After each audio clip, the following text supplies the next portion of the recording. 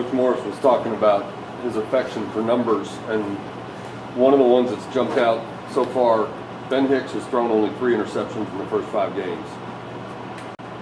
We've all talked about how his offseason changed him physically, but did you change up what you asked of him over the summer, the way he studied, the way he practiced, the way he thought about preparation for the season? Well, I do know that Ben looked at all of his interceptions from last year. He looked at every single incompletion from last year. He really broke himself down in terms of, we use a system called Pro Football Focus as well that really breaks him down as a quarterback. Hey, I was very good throwing 5 to 10 yards to the right. I wasn't very good to the left, 5 to 10 yards. So he went in depth and really studied himself in the offseason and really looked at all that stuff. And I think that really his touchdown to interception ratio this year is just attributed to him as a second-year player and seeing those defenses that he's seeing the defenses more easily than he has in the past. And I think that's just because he's been studying it more and been getting a lot of reps out of it. So it's more about decision making rather than the mechanics and making throws that maybe he couldn't have made last year? Yeah, I think it's just the decision making and how far he's come as from a mental side, from a mental standpoint at the quarterback position. I think that's attributed to more than anything. Last week Ben said that he felt he needed to work more on his check downs instead of maybe throwing the ball away or trying to get out of the pocket when he doesn't have his first option there.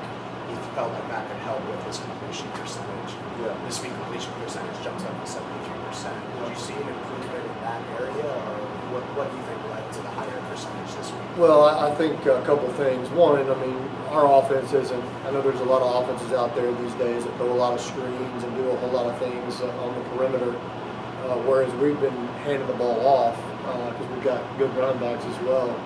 And I think last week the completion percentage went up just because we threw those screens. Honestly, I mean, I'm not a stat guy. I failed math. Actually had to run for it. The quarterback coach made me run for it because I failed math. But anyway, I mean, just like Coach said at the end, the only thing that matters is W's or L's. At the end of the day, I don't care if he has a 20% completion percentage. As long as we win, now we got to work on it. But as long as we win, I don't really care because Ben is lights out right now on 3rd down, and that's all that matters. He's lights out in the red zone. That's all that matters. Last year we threw a bunch of red zone picks, and we didn't win. And so now he's doing the things that it takes to win games, and that's the only thing I'm worried about. We're 4-1, and if he continues to play the way he's playing, we should be able to win more games. When he starts listening to noise and about this completion percentage or, hey, you can't run or you can't do this, he ain't listening to that, I promise you. He's a confident kid. Now, did he throw his check down the other day on 3rd and 10 and pick it up? Yeah, that was a big play for us. Tied 28-28, and he throws the check down to Kamen Freeman, and he goes and gets us the first down on 3rd and 10, which kept the drive alive. And so, yeah, he did better than, to answer your question, he did better last week. I think he's got to continue to do that if he wants to get his completion percentage up. But again, at the end of the day, all we're looking for is the win and not the loss. So we're going to continue to work on different things in practice. Like Coach just said, I think he's mentioned it about he overstrides at times. His body, his lower half gets a little bit out of kilter. That's what causes the ball to settle on him a little bit. But when we run a lot of timing routes, a lot of things where the receiver has to be at this yardage and the quarterback has to throw it, on this particular timing. And if the receiver's a little deep and the ball's a little behind him, or the ball could be a little high. So, there's a lot of things that contribute to that. But again, Ben's a very confident kid. He's a competitor, and he's going to continue to get better as the season goes. Cortland has gotten so much attention, and deservedly so, and a lot has also been paid to Trey Quinn and James Prochet and your running backs. Does Ben sort of embrace the idea of attention being paid to his teammates rather than himself? Yeah, I think so. I mean, Ben's not a me guy. He understands what he has out weapons-wise on the perimeter and as well in the backfield. We have a lot of things RPO-wise that, sometimes I'm like, hey, why did you throw it? He goes, well, I got number 5 standing by me. I got number 6 standing right beside me, and the box looked good, So or number 13, whoever it is. And so he'll take advantage of that at times and throw those deals out on the perimeter and do that. But a lot of times he's understands we got really good running backs as well to hand the ball off to. But to answer your question, I always joke with him. I didn't have a first round pick to throw to when I played, and he's got possibly 2 to 3 high third round guys already. So I joke with him about that all the time. But he understands that we got some players, and that his job is to take care of the football, to be a coach on the field, which he is, and to distribute the ball to our guys and let them go make plays. So, with Coach Morris's numbers perspective, does he approach things differently than other coaches you've worked with or played under? And has that rubbed off on you at all? It has, honestly. From a game planning standpoint, I learned a lot from him when we were at Clemson, just how he breaks down the numbers and looks at different things from a defensive standpoint and how we attack it offensively. That's rubbed off on me the most. Is just kind of getting tendencies on defenses and what they do, and from a percentage standpoint, that's really the only numbers I understand. But just looking at the percentages of everything, but it has for the most part. But again, from a stat standpoint, not really from an offensive stat standpoint. Now at the end of the year, we'll break down ourselves, like he said. We'll look at it and kind of get a gauge where we are. But again, a lot of that can be skewed. A lot of that's, hey, fourth quarter, we were down or we were up, and we weren't, like in the UConn game, we weren't having to go win the game in the fourth quarter. So those numbers can get skewed, I think, at times, in which in reality, that's the only stat I pay attention to is the W or the L, because those stats can get skewed, and you might have had a walk-on running back in there, you might have had, whatever. At the end of the game, that if you had those guys in for 7 more minutes, maybe 2 more drives, maybe you get 25 more yards added to it, that might put you in the top, whatever. So we do gauge that at the end of the year. We do break ourselves down and see exactly where things went wrong, where things went right, so we can really plan for the spring and the next year. This is an easy number 3 in the country in scoring. What do you think is the biggest difference with this year's offense compared to last year's? Coaching. No, we got a lot of good players. We got a lot of good players.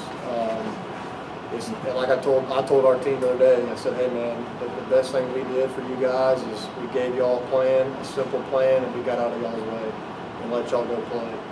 And I can't brag on our players enough. They are home run hitters in our program. It's what it's all about. Coach says it all the time. If they need something, we get it, and that's what that attributes to.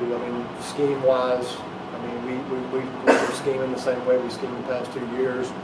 To add a couple of good guys, and guys getting a little older, and really understanding the offense. Just comes to mind Xavier Jones learning pass protections, where he's not just having to study it all week and oh my gosh, am I going to get it on Saturday? It just comes natural for him. But I think that's an area where if we continue to be really good, I think it'll be hard to beat us. But again, another thing is I tell our guys is, got this from Coach Stallings, is football games are won by football players making football plays. And that's the key to victory every week that we talk about is, hey man, we're going to try to get out of y'all's way, y'all go play. And they've done a good job of that so far. Through 5 games, you've had a 3-man rotation for 2 spots on the right side of your offensive line with Will Hopkins and Bryce Wiles and Jacob Tedora. Will Tedora be back this week? And how hard is it to develop and maintain the consistency and timing that you need on an offensive line when you've got rotating pieces like that? Yeah, that's a great question. I hope we get Tedora back this week. He's on practice today. We'll see how it feels.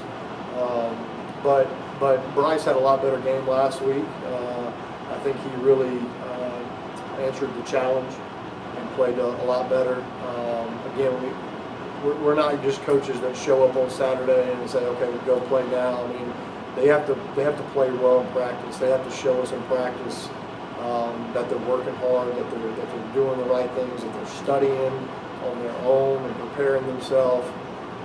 So we'll see how it goes. I mean, it just, again, don't know exactly Todor's status till we get out there today and figure it out. But we got full confidence in Bryce going back out there. As long as he has a good week of practice, he does some good things. But it is hard to gain that continuity up front. Again, I don't pretend to know how to play offensive line. I didn't play offensive line, obviously, but I just think that those guys, just as well as from a quarterback standpoint, is I got to get continuity with the receivers. It's really big for those guys to be able to play with each other and being able to communicate up front. And so we'll see how that goes this week, and hopefully we get Jake back. And for anything, it's a good depth standpoint. Obviously, you guys have a ton of depth at receiver, but can you talk about the development of the younger guys like Kevin Thomas and Josh Selmeyer and Brandon Benson? Yeah, Kevin Thomas didn't get to play much last week. He was dealing with a little small injury that kept him out last week. Hope to get him back out there and rolling because he's freakishly athletic and does some really good things for us. Had a good game against these guys last year. So hopefully we get him back. With the younger guys like Brandon Benson, just continuing to bring him along. He's getting to learn from some really good receivers right now.